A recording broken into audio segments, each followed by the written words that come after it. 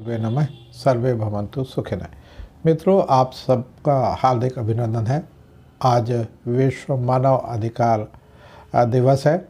आज ही के दिन दलाई लामा जी को शांति का नोबेल पुरस्कार प्रदान किया गया था।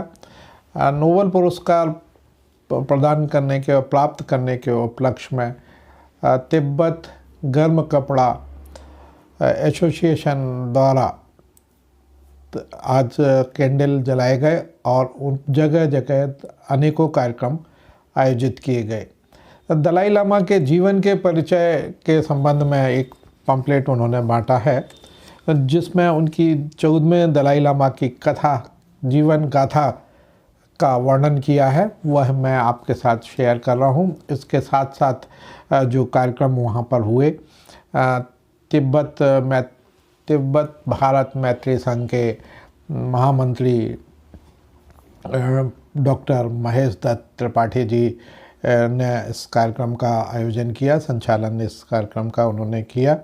काफ़ी संख्या में लोग बाग वहाँ उपस्थित थे। तो चलिए बताते हैं 14वें दलाई लामा की जीवन कथा। एवं परम पावन 14वें दलाई लामा तेंजिन ग्यात्सो तिब्बती लोगों के आध्यात्मिक और लौकिक नेता हैं। उनका जन्म उत्तर पूर्वी तिब्बत के तख्त सेर नामक एक छोटे से गांव में हुआ था। एक किसान परिवार में जन्मे परम पावन को 2 साल की उम्र में तिब्बत परंपरा के अनुसार उनके पूर्ववर्ती 13वें दलाई लामा के पुनर्जन्म के रूप में मान्यता दी गई थी। दलाई लामा करुणा के बोधिसत्व की अभिव्यक्तियां हैं, जिन्होंने लोगों की सेवा करने के लिए पुनर्जन्म लेने का विकल्प चुना। दलाई लामा का अर्थ है ज्ञान का सागर। तिब्बती आमतौर पर परम पावन को यशिन नोल्बू, इच्छा पूर्ति करने वाला रत्न या बस कुंडुन, जिसका अर्थ उपस्थित है, के रूप में संदर्भित करते हैं। तिब्बत में शिक्षा।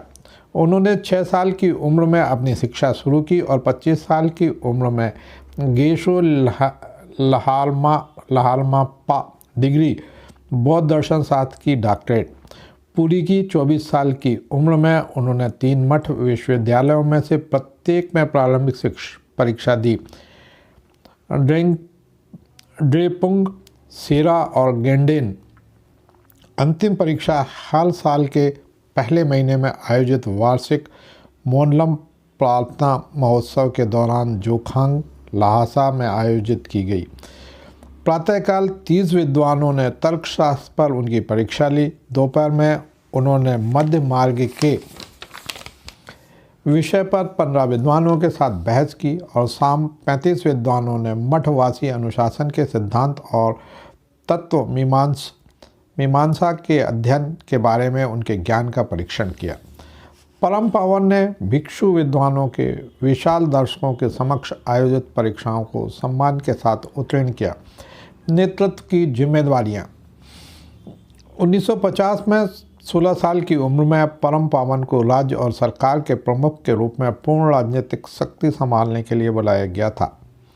जब तिब्बत को चीन की ताकत से खतरा था, 1954 में वह माओ से तुंग और चाओ एन लाई और डेंग जियाओपिंग सहित अन्य चीनी नेताओं से बात करने के लिए पेकिंग गए। 1956 में 2500वीं बुद्ध जयंती में भाग लेने के लिए भारत की यात्रा के दौरान उन्होंने तिब्बत में बिगड़ती स्थितियों के बारे में प्रधानमंत्री नेहरू और प्रधानमंत्री चाउ के साथ कई बैठकें की। 1959 में तिब्बत पर चीनी सैन्य कब्जे के बाद उन्हें भारत में निर्वासन के लिए मजबूर होना पड़ा। 1960 से वह धर्मशाला में रह रहे हैं, जिसे लिटिल लहासा के नाम से जाना जाता है, जो निर्वासित तिब्बती सरकार की सीट है। निर्वासन के प्रारंभिक वर्षों में परम पावन ने तिब्बत के प्रश्न पर संयुक्त राष्ट्र से अपील की, जिसके परिणाम स्वरूप 1959, 1961 और 1965 में महासभा द्वारा 3 प्रस्ताव अपनाए गए। 1963 में परम पावन ने तिब्बत के लिए एक मसौदा संविधान प्रख्यापित किया जो एक आश्वासन देता है। सरकार का लोकतांत्रिक स्वरूप पिछले 2 दशकों में परम पावन ने शैक्षिक, सांस्कृतिक और धार्मिक संस्थानों की स्थापना की है, जिन्होंने तिब्बती पहचान और इसकी समृद्ध विरासत के संरक्षण में बड़ा योगदान दिया है। उन्होंने कई शिक्षाएं और दीक्षाएं दी हैं, जिनमें दुर्लभ कालचक्र दीक्षा भी शामिल है, जिसे उन्होंने अपने किसी भी पूर्ववर्तियों से अधिक संचालित किया है। परम पावन तिब्बती मुद्दों को हल करने के लिए नई पहल प्रस्तुत करते रहते हैं। 1987 में कांग्रेस ने मानवाधिकार काकस में उन्होंने तिब्बत की भविष्य की स्थिति को हल करने की दिशा में पहले कदम के रूप में 5 सूत्रीय शांति योजना का प्रस्ताव रखा। यह योजना तिब्बत को शांति क्षेत्र में के रूप में नामित करने, तिब्बत में जाति चीनियों के बड़े पैमाने पर स्थानांतरण को समाप्त करने, मौलिक मानवाधिकारों और लोकतांत्रिक स्वतंत्रता की बहाली और परमाणु हथियारों के उत्पादन और डंपिंग के लिए चीन द्वारा तिब्बत के उपयोग को छोड़ने का आह्वान करती है। परमाणु अपशिष्ट, साथ ही तिब्बत के भविष्य और तिब्बती और चीनी लोगों के बीच संबंधों पर गंभीर बातचीत का आग्रह किया गया। 15 जून 1988 को फ्रांस के स्ट्रासबर्ग में उन्होंने इस 5 सूत्री शांति योजना को विस्तार से बताया और पीपुल्स रिपब्लिक ऑफ चाइना के सहयोग से एक स्वशासित लोकतांत्रिक तिब्बत के निर्माण का प्रस्ताव रखा। अपने संबोधन में दलाई लामा ने कहा कि यह तिब्बत की अलग पहचान को फिर से स्थापित करने और चीन के अपने हितों को समायोजित करते हुए तिब्बती लोगों के मौलिक अधिकारों को बहाल करने का सबसे यथार्थवादी साधन है। परम पावन ने इस बात पर जोर दिया कि चीन के साथ बातचीत का नतीजा चाहे जो भी हो, तिब्बती लोगों को ही अंतिम निर्णायक प्राधिकारी होना चाहिए। पश्चिम से संपर्क करें। अपने पूर्ववर्तियों की विपरीत परम पावन ने कई पश्चिमी लोगों से मुलाकात और बातचीत की है। संयुक्त राज्य अमेरिका, कनाडा, पश्चिम यूरोप, यूनाइटेड किंगडम, सोवियत संघ, Mongolia, Greece, Japan, Thailand, Malaysia, Singapore, Indonesia, Nepal, Costa का दौरा किया है। अमेरिका, मैक्सिको, वेटिकन, चीन और ऑस्ट्रेलिया, उन्होंने इन सभी देशों के धार्मिक नेताओं से मुलाकात की है। परम पावन ने 1973 में वेटिकन में दिवंगत पोप जॉन V से और 1980, 1982, 1986 और 1988 में परम पावन पोप जॉन पॉल द्वितीय से मुलाकात की। रोम में एक संवाददाता सम्मेलन में परम पावन दलाई लामा ने बैठक के लिए अपनी आशाओं को रेखांकित किया। जॉन पॉल द्वितीय के साथ हम एक महान संकट के दौर में रहते हैं। विश्व के परेशान करने वाले विकास के दौर में लोगों के बीच सुरक्षा और सद्भाव के बिना आत्मा में शांति पाना संभव नहीं है। इस कारण से मैं विश्वास और आशा के साथ पवित्र पिता से अपनी मुलाकात की प्रतीक्षा कर रहा हूँ, विचारों और भावनाओं के आदान प्रदान और उनके सुझावों के लिए, ताकि लोगों के बीच प्रगतिशील शांति का द्वार खुल सके। 1981 में परम पावन ने कैंटरबरी के आर्क बिशप डॉक्टर रॉबर्ट रंसी और लंदन में एलिंगन चर्च के अन्य नेताओं के साथ बात की। उन्होंने रोमन के कैथोलिक और यहूदी समुदाय के नेताओं से भी मुलाकात की और वर्ल्ड कांग्रेस ऑफ फेथ्स द्वारा उनके सम्मान में एक इंटरफेथ सेवा में मुलाकात की और वर्ल्ड कांग्रेस ऑफ फेथ्स द्वारा उनके सम्मान में एक इंटरफेथ सेवा में बात की। उनका भाषण आस्थाओं की समानता और विभिन्न धर्मों के बीच एकता की आवश्यकता पर केंद्रित था। मैं हमेशा मानता हूँ कि एक ही धर्म या दर्शन के बजाय विभिन्न धर्मों, विभिन्न दर्शनों का होना कहीं बेहतर है। प्रत्येक मनुष्य की अलग अलग मानसिक प्रवृत्ति के कारण यह आवश्यक है। प्रत्येक धर्म में कुछ विशिष्ट विचार या तकनीकें होती हैं और उनके बारे में सीखना केवल अपने स्वयं के विश्वास को समृद्ध कर सकता है। पश्चिम द्वारा मान्यता 1970 के दशक की शुरुआत में पश्चिम की उनकी पहली यात्रा के बाद से एक विद्वान और शांति के व्यक्ति के रूप में परम पावन की प्रतिष्ठा लगातार बढ़ी है। हाल के वर्षों में कई पश्चिमी विश्वविद्यालयों और संस्थान ने बौद्ध दर्शन में उनके विशिष्ट लेखन और स्वतंत्रता और शांति की सेवा में उनके विशिष्ट नेतृत्व की मान्यता में परम पावन को शांति पुरस्कार और मानद डॉक्टरेट उपाधियां प्रदान की हैं। सार्वभौमिक उत्तरदायित्व। अपनी विदेशी यात्राओं के दौरान परम पावन ने दुनिया के विभिन्न धर्मों के बीच बेहतर समझ और सम्मान के लिए दृढ़ता से बात की है। इस उद्देश्य से परम पावन ने सार्वभौमिक जिम्मेदारी, प्रेम, करुणा और दयालुता का संदेश देते हुए अंतर धार्मिक सेवाओं में कई बार उपस्थिति दर्ज कराई है। सरल मानव से मानव संबंधों की आवश्यकता तेज़ी से ज़रूरत होती जा रही।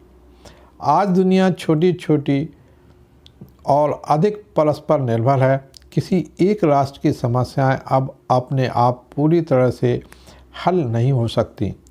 इस प्रकार सार्वभौमिक जिम्मेदारी की भावना के बिना हमारा अस्तित्व ही खतरे में पड़ जाता है। मूलतः सार्वभौमिक उत्तरदायित्व दूसरे लोगों की पीड़ा के प्रति वैसा ही महसूस करना है जैसे हम अपनी पीड़ा को महसूस करते हैं। यह एहसास है कि हमारा दुश्मन भी पूरी तरह से खुशी की तलाश से प्रेरित है। हमें यह समझना चाहिए कि सभी प्राणी वही चाहते हैं जो हम चाहते हैं। यह कृत्रिम विचार विमर्श से मुक्त होकर सच्ची समझ प्राप्त करने का तरीका है। तो आइए हम ले चलते हैं तिब्बत गर्म कपड़ा व्यापारी संघ जो MLB स्कूल की बाउंड्री से सटके लगा हुआ है, उनके कंपाउंड में जो कार्यक्रम हो रहे हैं वो देखिए, आपको सीधे वहीं ले चलते हैं। मेरा नाम दामोदर अग्निहोत्री है। गोपालगंज में हमारा निवास है और मैंने सत्यम कला एवं संस्कृति संग्रहालय वहाँ स्थापित किया है, जिसमें 1934 से समाचार पत्रों का कलेक्शन है। करीब 2000 प्रतियां हैं हमारे संग्रहालय में। इसके अलावा बुंदेली लोक संस्कृति से संबंधित मिट्टी, लकड़ी और पत्थर की बर्तन और महिलाओं के आभूषण, कृषि उपकरण, पारंपरिक कृषि उपकरण के जो औजार हैं, इस तरह विविध प्रकार की जो वस्तुएं हैं अपने बुंदेली लोक संस्कृति संबंधित, और राष्ट्रीय समाचार पत्रों का बहुत बड़ा कलेक्शन है, जिनकी एग्जीबिशन अभी महात्मा बुद्ध और परम पावन दलाई लामा जी के से संबंधित जो हमारे पास कलेक्शन था, उसकी यहाँ प्रदर्शनी आज लगाई गई है, जो आप देख रहे हैं। यह 1959 का समाचार पत्र है, धर्मयुग है। तो जब दलाई लामा जी का भारत आगमन हुआ था, तो उस समय उनको हाथी पर बैठाल कर उनका सम्मान के साथ उनको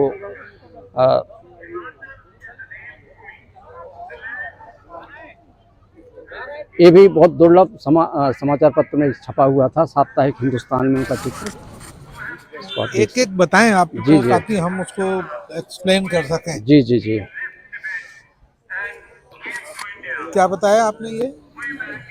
ये उनका बचपन का चित्र है, शुरू में जब आए हुए थे। बचपन का दलाई लामा जी का बचपन का चित्र है, जो शुरू में आए थे तिब्बत से।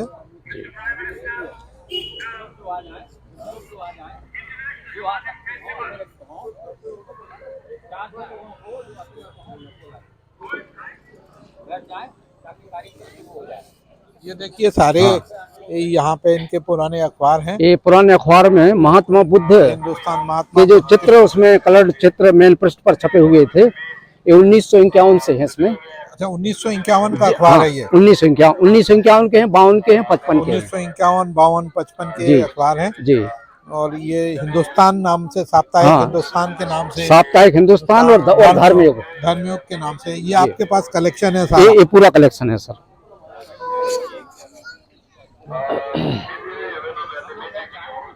सत्यम कला एवं संस्कृति संग्रहालय सागर मध्य प्रदेश का कलेक्शन है ये कुछ चित्र हमने बनवाए हुए थे महात्मा बुद्ध जी के, तो ये पूरे सीरियल से लगे हुए हैं, दुर्लभ चित्र हैं ये।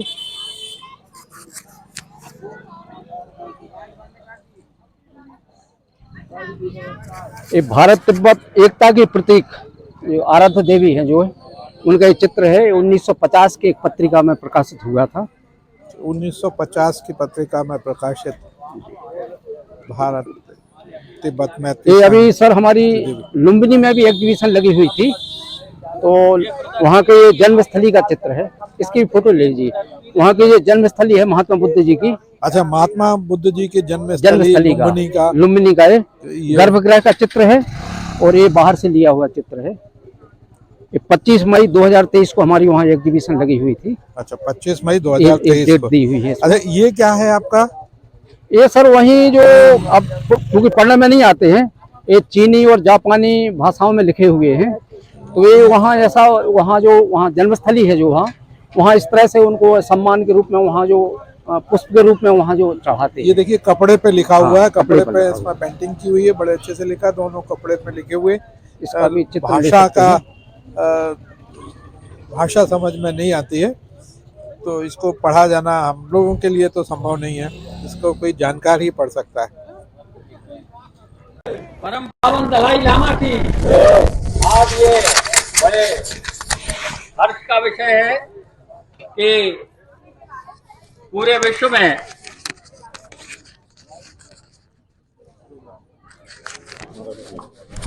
आज ये बड़े हर्ष का विषय है पूरे विश्व में भगवान बुद्ध के जो अनुयायी हैं वो आज अंतर्राष्ट्रीय मानव अधिकार दिवस पर 10 दिसंबर को सारे लोग इकट्ठे होके ये जो कैंडल, ये दीप प्रज्वलन है, ये इसलिए है कि सारे विश्व में शांति की स्थापना हो, समता की स्थापना हो, एकता की स्थापना हो, अहिंसा की स्थापना हो। जो लोग खड़े हुए हैं उनसे अनुरोध है कृपया बैठ जाएं। सब लोग बैठ जाएं, बैठ जाएंगे तो अच्छा लगेगा। सभी बैठ जाएं। तो ये आज का बड़ा शुभ अवसर है। परम पावन दलाई लामा जी जो भगवान बुद्ध के परम अनुयायी हैं, उन्हें आज से 34 वर्ष पहले अंतर्राष्ट्रीय स्तर पर शांति और सद्भाव के लिए नोबेल प्राइज मिला था। नोबेल पुरस्कार मिलने की खुशी में पिछले 40-45 वर्षों से लगातार हम लोग जो है यहाँ तिब्बती गर्म कपड़ा व्यापारी संघ के तत्वाधान में, आइए सब लोग बैठ जाएं, कृपया बैठ जाएं। तो यह कार्यक्रम लगातार होता है। हमारे यहाँ तिब्बती भाई बहन लगातार सागर में आते हैं। हम सागरवासी उनका तहे दिल से स्वागत करते हैं। आज का यह दिन इसलिए पावन दिवस है कि लगातार प्रयासों के बाद परम पावन दलाई लामा जी को, हिज होलीनेस दी दलाई लामा जी को आज के दिन ही 10 दिसंबर को 1989 में यह नोबेल प्राइज विश्व की संस्था के द्वारा प्रदान किया गया था। और इस परिप्रेक्ष्य में सारे विश्व में जो भगवान बुद्ध के अनुयायी हैं, जो शांति, अहिंसा, सत्य, एकता, समता, अहिंसा और विश्व बंधुत्व की भावना से प्रेरित होते हैं, वो सारे लोग आज मिलके और परम पावन दलाई लामा की दीर्घायु की प्रार्थना करते हैं। आज इसलिए भी महत्वपूर्ण दिवस है कि हम आज अंतर्राष्ट्रीय मानव अधिकार दिवस भी मना रहे हैं। मानव अधिकार दिवस इसलिए जरूरी है कि व्यक्ति के अपने जो अधिकार हैं, आजादी का अधिकार, स्वतंत्रता का अधिकार, तिब्बत पर लगातार चीन के द्वारा अपना आधिपत्य जमाने के बाद 1959 में जब परम पावन दलाई लामा भारत आए, उनके साथ लगभग 1 लाख तिब्बती साथ में आए और एक बहुत बड़ा गौरव का क्षण था जब भारत भूमि पर पदार्पण हुआ।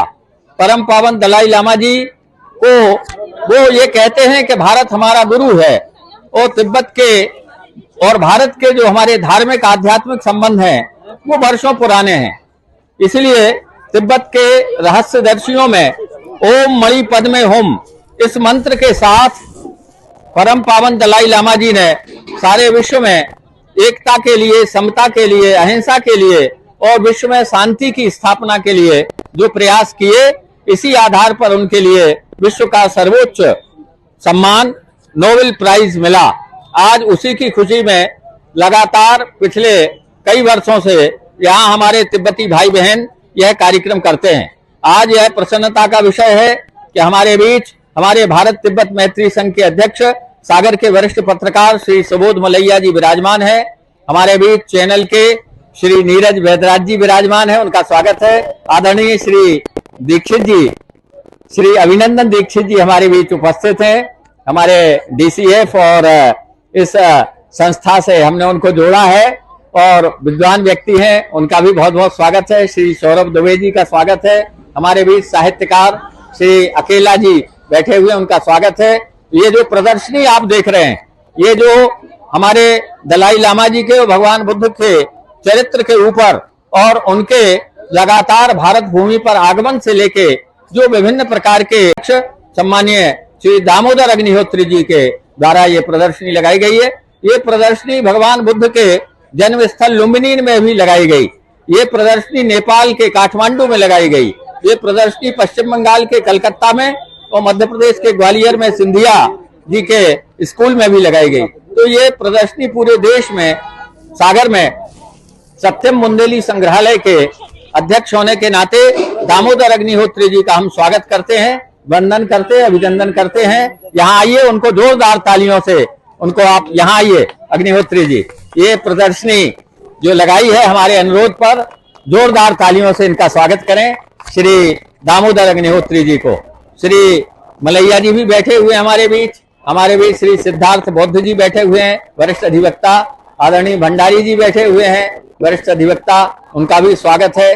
और जो भी यहाँ बैठे हमारे तिब्बत गरम कपड़ा व्यापारी संघ के अध्यक्ष पालजोर जी हैं, हमारे सचिव श्री पर्वो जी हैं और सभी हमारे तिब्बती भाई बहन और जो यहाँ गरम कपड़ा लेने के लिए आए हैं, ऐसे सागर के सभी नागरिकों का मैं भारत तिब्बत मैत्री संघ के महामंत्री होने के नाते आचार्य महेश दत्त त्रिपाठी आप सबका स्वागत करता हूँ। आज इस अवसर पर जब हम सब एकत्रित हुए हैं, ये जो कैंडल, ये जो दीप प्रज्वलन हुआ है, ये दीप प्रज्वलन भी अंधकार को दूर करने के लिए और सारी दुनिया में शांति का प्रकाश फैलाने के लिए यह जो है ये दीप प्रज्वलन हुआ है। और इसलिए भी जरूरी है कि आज हम बार बार कहते हैं कि हमें युद्ध नहीं चाहिए, हमें बुद्ध चाहिए। युद्ध नहीं, बुद्ध चाहिए। जब बुद्ध आएंगे तो शांति, सत्य, अहिंसा का प्रादुर्भाव होगा। इसलिए भगवान बुद्ध के आचरणों की, भगवान बुद्ध के प्रसंगों की और भगवान बुद्ध के कर्तव्यों की आज बहुत आवश्यकता है। आवश्यकता इस बात की है कि भगवान बुद्ध के बताए मार्ग पर चलें, जिस पर सम्राट अशोक भी चला था और उसने भी फिर लास्ट में युद्ध से इनकार कर दिया था। तो हम सब भारतवासी ये प्रार्थना करते हैं, सर्वे भवन्तु सुखिना, सर्वे सन्तु निरामया, सर्वे भद्राणि पश्यन्तु, मां कश्चित् दुख भाग भवेत्। सब लोग सुखी हों, स्वस्थ रहें, निरोग रहें और निरंतर अपनी प्रगति करते रहें। लेकिन थोड़ा नैतिक और मानवीय मूल्यों के प्रति भी हमें ध्यान रखना है, मानव अधिकारों के प्रति भी ध्यान रखना है। इसलिए हम लोग चाहते हैं, भारत तिब्बत मैत्री संघ की ओर से हम लोगों की कामना है कि जिस प्रकार से चीन ने तिब्बत पर अपना आधिपत्य जमाया है और चीन ने वहां हमारे तिब्बत की संस्कृति को नष्ट करने की कोशिश की है, आज इस बात की हम लोग भारत तिब्बत मैत्री संघ के लोग पूरे देश भर में ये प्रयास कर रहे हैं। नुक्कड़ सभाओं के माध्यम से, प्रदर्शनी के माध्यम से, स्कूल कॉलेजों में वाद विवाद, निबंध प्रतियोगिता के माध्यम से यह प्रयास कर रहे हैं लोग इस बात को जानें, समझें कि अपनी मिट्टी से जुड़ने का क्या सुख होता है। इसलिए तिब्बत के लोग तिब्बत की आजादी के लिए प्रयास कर रहे हैं। हम सब उनकी आजादी के लिए प्रयासरत। हमने अभी 350 साल की गुलामी झेली है। भारत के लोगों ने भी अंग्रेजों के खिलाफ लगातार लड़ाई लड़ी और 1600 से लेके 1947 तक हम लोग भी गुलाम रहे ईस्ट इंडिया कंपनी के बाद से। हमने भी लंबी लड़ाई लड़ी और ये लड़ाई हमारे तिब्बत के भाई बहन भी लड़ रहे हैं। हम भारतवासी उनके साथ हैं क्योंकि आजादी सबको प्यारी लगती है। वो भी चाहते हैं कि एक बार हम अपनी राजधानी, तिब्बत की राजधानी लहासा जाएं और आजादी का परचम फहराएं। इसलिए हम भारत के लोग भारत तिब्बत मैत्री संघ के सहारे सारे विश्व के नेताओं से अनुरोध करते हैं, राजनीतिक नेताओं से और धर्माचार्यों से, सभी से अनुरोध करते हैं कि जैसे भारत की आजादी में सबने सहयोग दिया, वैसे तिब्बत की आजादी के लिए भी, तिब्बत मुक्ति साधना के लिए भी जो सारे लोग लगे हुए हैं, सारे लोग मिलजुल के एक बार तिब्बत की आजादी का परचम फहराएं। तिब्बत चीन के आतंक से, चीन से मुक्ति मिले, चीन से स्वतंत्रता मिले और तिब्बत अपना देश, अपने देश में तिब्बती हमारे लोग जाएं जो भारत में हैं, एक बार आज वो हमारे लगातार 6 जुलाई को परम पावन दलाई लामा जी का हम जन्म दिवस मनाते हैं। 10 दिसंबर को मानव अधिकार दिवस, नोबेल प्राइज डे, परम पावन दलाई लामा जी का स्मरण करते हैं। और इसलिए कि हम लोगों की मांग है कि जिस प्रकार से हमारे यहाँ विश्व में, भारत में सर्वोच्च नागरिक अलंकरण भारत रत्न दिया जाता है, वो भारत रत्न परम पावन दलाई लामा जी को दिया जाए। आपकी तालियां इस बात का साक्षी हैं कि हम सब लोग चाहते हैं कि भारत रत्न की उपाधि से परम पावन दलाई लामा जी को सम्मानित किया जाए। हमारे भारत तिब्बत मैत्री संघ की दूसरी मांग है कि परम पावन दलाई लामा जी को ससम्मान भारत की लोकसभा में आमंत्रित किया जाए, जैसे विधानसभाओं में उनको आमंत्रित किया जा रहा है। एक बार वे लोकसभा में आके और भारत के सांसदों को संबोधित करें, ये भी हम लोगों की मांग है। और तीसरी महत्वपूर्ण मांग हमारी ये है, हम लोग सब चाहते हैं कि हमारा जो सबसे बड़ा सनातन धर्मियों का तीर्थ है, वो तीर्थ है कैलाश मानसरोवर। आज कैलाश मानसरोवर जाने के लिए हमें चीन से वीजा लेना पड़ता है, हमें चीन से आवेदन करना पड़ता है, तब कहीं जाके हम कैलाश मानसरोवर भगवान शंकर जी के दर्शन करने जा पाते हैं। हम लोगों की ये तीसरी मांग है कि कैलाश मानसरोवर जाने के लिए हम लोगों की निष्कंटक यात्रा हो, इसलिए चीन से हम लोगों को वीजा न लेना पड़े।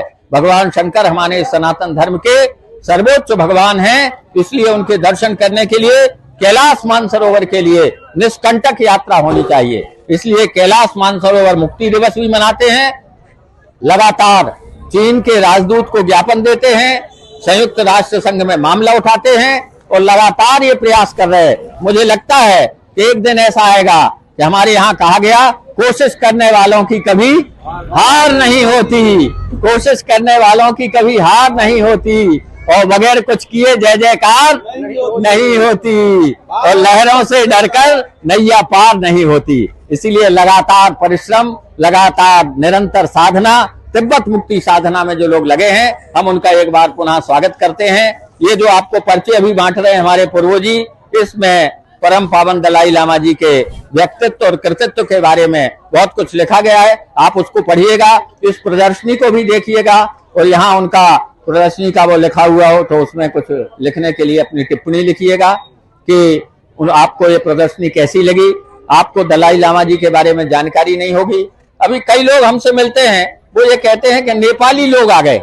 अभी लोग यही नहीं समझ पाते कि हमारे तिब्बती भाई बहन है, तिब्बत हमारा पड़ोसी देश। अभी मैं गया था, जब उत्तराखंड की यात्रा पे गया तो मैं तिब्बत के नजदीक का भारत का जो अंतिम गांव है, जिसको अब भारत का प्रथम गांव कहा गया, मैं उस गांव के दर्शन करके आया हूं। माणा गांव, माणा गांव में गया। माणा से 3-4 किलोमीटर आगे तिब्बत देश लग जाता है, तिब्बत के गांव लग जाते हैं। मैं माणा गांव गया।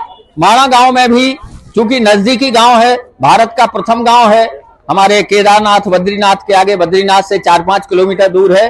माणा गांव में मैं स्कूल भी गया, वहां का खेल का जो स्टेडियम वगैरह था वहां गया, वहां के शिक्षकों से, वहां के लोगों से मिला। वहां आज भी वहां तिब्बत के भाई बहन और भारत के लोग सब मिलजुल के रहते हैं। हमारी संस्कृति है सहिष्णुता की संस्कृति, सद्भाव की संस्कृति, सबसे मिलजुल कर रहने की संस्कृति, और एक दूसरे को आदर भाव देने की संस्कृति, ये सम्मान की संस्कृति हमारे भारत की संस्कृति है। और इसी संस्कृति पर हमारे राष्ट्रपिता महात्मा गांधी ने और हमारे देश के स्वाधीनता संग्राम सेनानियों ने आजादी की लड़ाई ली, अंग्रेजों को भारत से भगाया, और उसी के लिए आज हमारे तिब्बत के भाई बहन भी भारत के लोगों के साथ मिलके तिब्बत की मुक्ति साधना में लगे हुए हैं। आज 10 दिसंबर के अवसर पर, जब नोबेल प्राइज डे भी है परम पावन दलाई लामा जी का, और अंतर्राष्ट्रीय मानवाधिकार दिवस भी है, हम ऐसे अवसर पर ये प्रार्थना करते हैं कि भगवान चीन को सद्बुद्धि दे, और भगवान से प्रार्थना करते हैं कि एक बार तिब्बत को आजाद कर दे, तिब्बत के लोगों को अपनी संस्कृति, अपने मठ, अपने मंदिर, राष्ट्रपिता महात्मा गांधी ने और हमारे देश के स्वाधीनता संग्राम सेनानियों ने आजादी की लड़ाई ली, अंग्रेजों को भारत से भगाया, और उसी के लिए आज हमारे तिब्बत के भाई बहन भी भारत के लोगों के साथ मिलके तिब्बत की मुक्ति साधना में लगे हुए हैं। आज 10 दिसंबर के अवसर पर, जब नोबेल प्राइज डे भी है परम पावन दलाई लामा जी का, और अंतर्राष्ट्रीय मानवाधिकार दिवस भी है। हम ऐसे अवसर पर ये प्रार्थना करते हैं कि भगवान चीन को सद्बुद्धि दे और भगवान से प्रार्थना करते हैं कि एक बार तिब्बत को आजाद कर दे, तिब्बत के लोगों को अपनी संस्कृति, अपने मठ, अपने मंदिर के रक्षण का अधिकार मिले, तिब्बत की भाषा पर जो जिस प्रकार से अतिक्रमण किया गया, तिब्बत की बोली पर, तिब्बत के लोगों पर चीन का आधिपत्य हो गया।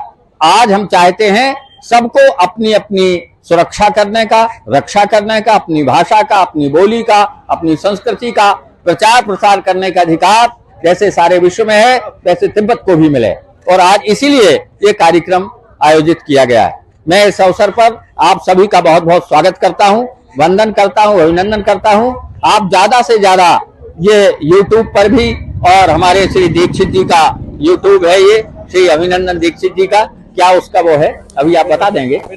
हाँ, श्री अभिनंदन जी, अभी हम उनको आमंत्रित करेंगे, वो आपको बताएंगे। उन्होंने इसकी स्टोरी भी बनाई, YouTube पर है वो, तो वो आपको अभी साझा करेंगे।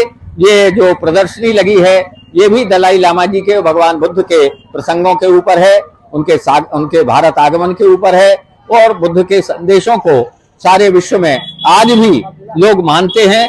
ओम नमो बुद्धाय लगातार कहते हैं। आप सबको मालूम है कि जब भगवान बुद्ध का अंतिम समय आया तो उनके प्रमुख शिष्य थे आनंद जी, उनके प्रमुख शिष्य थे आनंद जी। तो जब आनंद जी उनके पास बैठे, भगवान बुद्ध का निर्वाण होने वाला था, तो भगवान बुद्ध से उनके प्रमुख शिष्य आनंद ने पूछा कि भगवान, आप इस धरती से अब जा रहे हैं, आप हमें कुछ संदेश दे के जाइए। भगवान बुद्ध ने अंतिम संदेश दिया था, अपदीपो भव। अपदीपो भव इसका मतलब है स्वयं दीपक बनो। यह उनका अंतिम संदेश था भगवान का। ये जो दीपक जलाए गए इसलिए कि हम अपनी अंतरात्मा में बैठे उस ईश्वर को पहचाने और उसके आधार पर हम स्वयं दीपक बनके और दूसरों के हृदय में उजीला करें, प्रकाश दें। तो इसलिए हम भारत के लोग भगवान से प्रार्थना करते हैं, परम पावन दलाई लामा जी दीर्घायु हों, स्वस्थ रहें, प्रसन्न रहें, और बहुत जल्द तिब्बत मुक्ति साधना में लगे हुए लोगों को उनका अधिकार मिले, तिब्बत आजाद हो, और आजादी के बाद जो हमारी मांग है कि दलाई लामा जी को भारत रत्न अलंकरण मिले, कैलाश मानसरोवर जाने की निष्कंटक यात्रा हो, और भारत की लोकसभा में परम पावन दलाई लामा जी को सादर आमंत्रित किया जाए। इसलिए यह जानकारी देने के लिए हम लोग कार्यक्रम आयोजित करते हैं। आप सब लोग यहाँ आए, आप सबका बहुत बहुत स्वागत है। मैं इसी श्रृंखला में हमारे आदरणीय श्री अभिनंदन दीक्षित जी को आमंत्रित कर रहा हूँ, आपकी जोरदार करतल ध्वनि के बीच। आइए।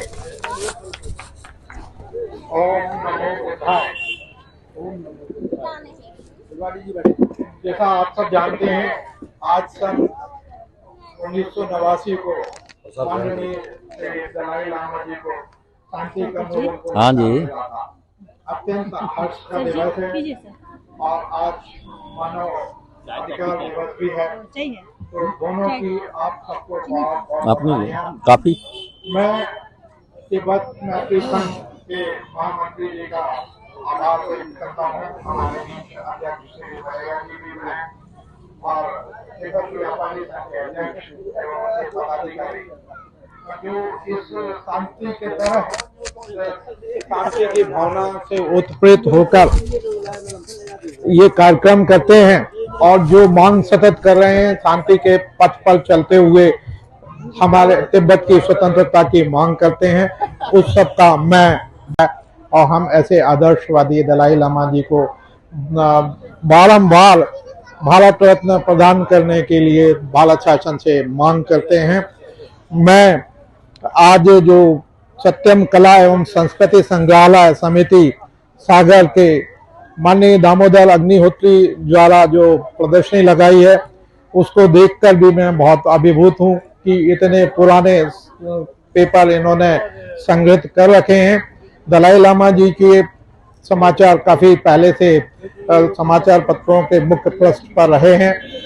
कुछ इनकी कृतियां, इनके पास जो पांडुलिपियां हैं वो कपड़े के ऊपर लेख हैं, कपड़े के ऊपर जो कलाक्रम वो जो लेख हैं वो चूंकि भाषा भेद है तो भाषा में हम लोग उस भाषा को समझ नहीं पाते, बौद्ध लोग उसको समझते हैं, बुद्ध लिपि में उसमें किया है। ये सारी चीजें बहुत अच्छी हैं और मैं अग्निहोत्री जी को भी इस मंच के माध्यम से बहुत बहुत साधुवाद ज्ञापित करता हूँ कि उन्होंने ये दुरूह कार्य किया है और आगे भी इस कार्य को करते रहें। पुनः मैं हमारे दलाई लामा जी को भारत रत्न की उपाधि से सम्मानित करने की मांग का समर्थन करते हुए अपनी वाणी को विराम देता हूँ। जय हिंद, जय भारत। बहुत बहुत धन्यवाद सम्माननीय श्री अभिनंदन दीक्षित जी, आपका निरंतर सहयोग हमारे लिए मिलता है। हम आपका बहुत बहुत स्वागत वंदन अभिनंदन करते हैं। इस बीच हमारे एक साहित्यकार श्री आनंद मिश्र अकेला जी हैं, 2 मिनट वो भी अपनी कविता को सुनाना चाहते हैं। आइए।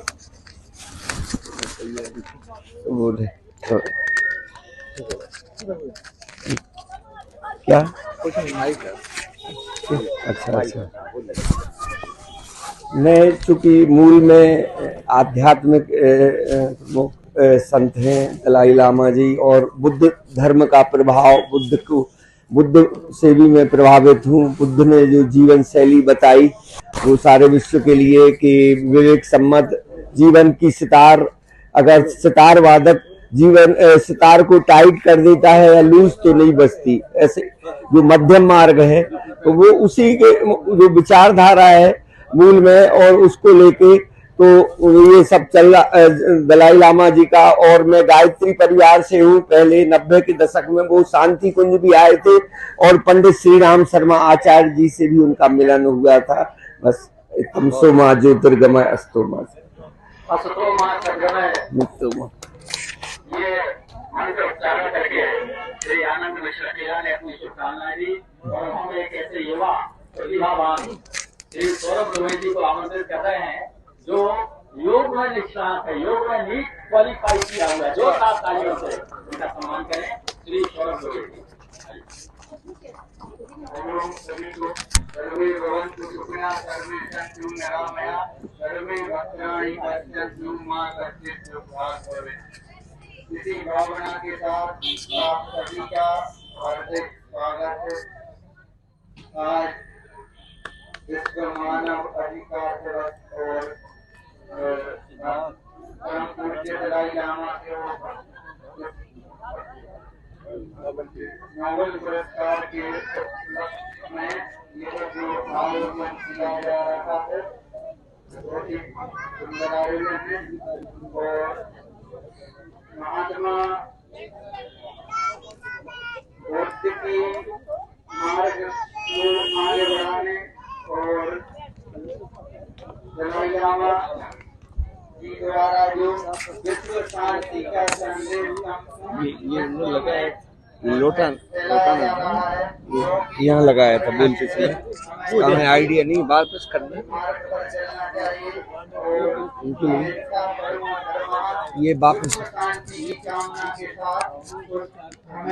मेरा करना चाहिए। इसी के साथ हम सभी का हार्दिक स्वागत करते हैं। बोलते आपको देना है नहीं। बहुत बहुत धन्यवाद। इसके बाद में हमारे भारत तिब्बत मैत्री संघ के अध्यक्ष श्री दामोदर निहुत्री जी, श्री दामोदर निहुत्री जी जो सत्यम कला मंडली संग्रहालय के संस्थापक अध्यक्ष हैं, उनको सादर आमंत्रित कर रहे हैं। श्री दामोदर निहुत्री जी अपने विचार प्रकट करें, जोरदार तालियों से उनका सम्मान करें। बोलिए भारत माता की, भारत तिब्बत मैत्री अमर रहे, भारत तिब्बत मैत्री अमर रहे।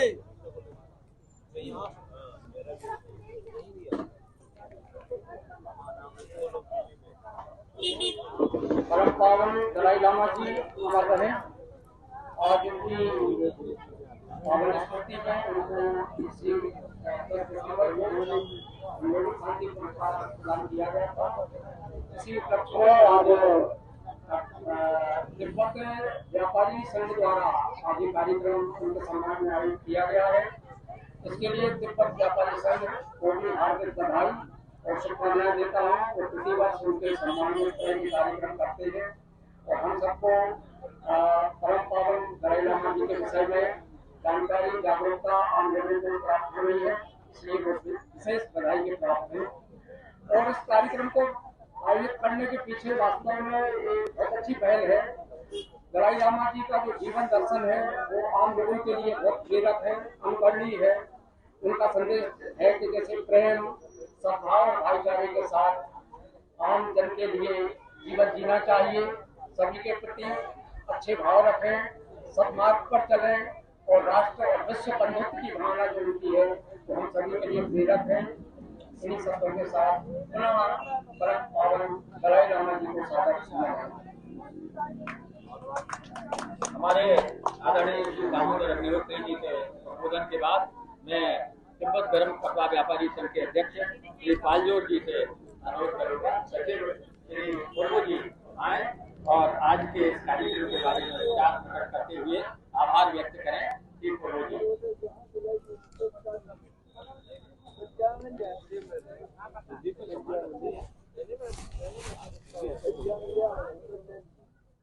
बहुत बहुत धन्यवाद श्री त्रिपाठी जी, जिन्होंने आज हमारे महामहिम श्री दलाई लामा जी को नोबेल शांति पुरस्कार से सम्मानित किया गया इस दिवस को बहुत अच्छे से और बहुत भव्य तरीके से संचालित किया।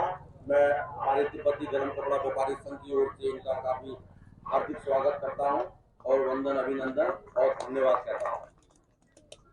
आप सभी हमारे तिब्बती भाई बहन हो, चाहे हमारे सभी भाग हो या हमारे शहरवासी, उनसे ये निवेदन करूंगा कि ये चीजें अपने अंदर समा के रखें और इन चीजों का हमेशा एक तरीके से ध्यान रखें तो हमारे जीवन में कोई भी कठिनाइयां नहीं आ सकती है। मेरा अपना ये मानना है। इसी के साथ मैं आप सभी ग्राहकों का बहुत बहुत धन्यवाद करूंगा जो हमारे कार्यक्रम में शामिल हुए और आप लोगों का बहुत बहुत शुक्रिया, बहुत बहुत धन्यवाद। एक बार पुनः आज के इस महत्वपूर्ण प्रतिष्ठा आयोजन में पधारे हुए हमारे भारत तिब्बत मैत्री संघ के पदाधिकारी, सागर के वरिष्ठ अधिवक्तागण, पत्रकारगण और हमारे तिब्बती गर्म कपड़ा व्यापारी संघ के सभी भाई बहन, हमारे सागर के सभी सम्मानीय नागरिक बंधु, आप सब यहाँ इस कार्यक्रम में उपस्थित हुए। हमारे ये भी हमारे बीच उपस्थित है, हमारे बीच दो अन्य लोग भी आ गए हैं, तो हमारे नोली से हैं, हमारे विद्यार्थी हैं, हमारे ओंकार जी हैं और देवराज जी हैं और हमारे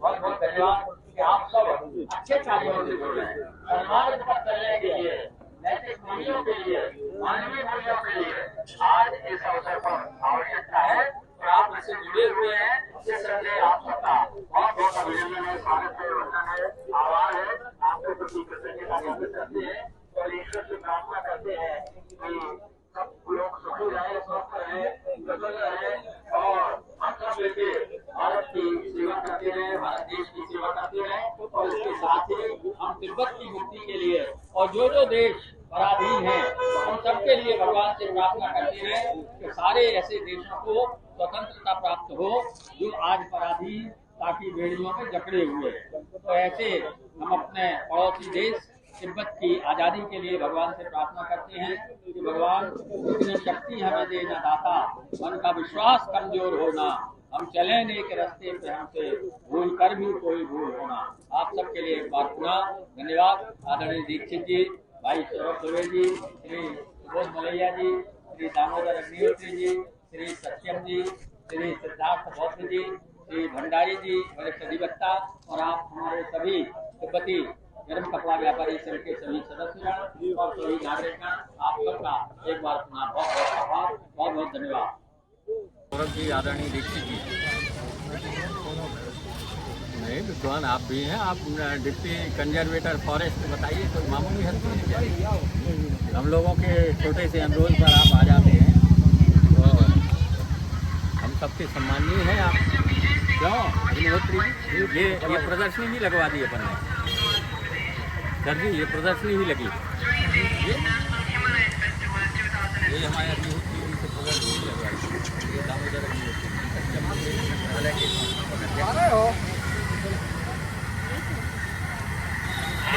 देखते हुए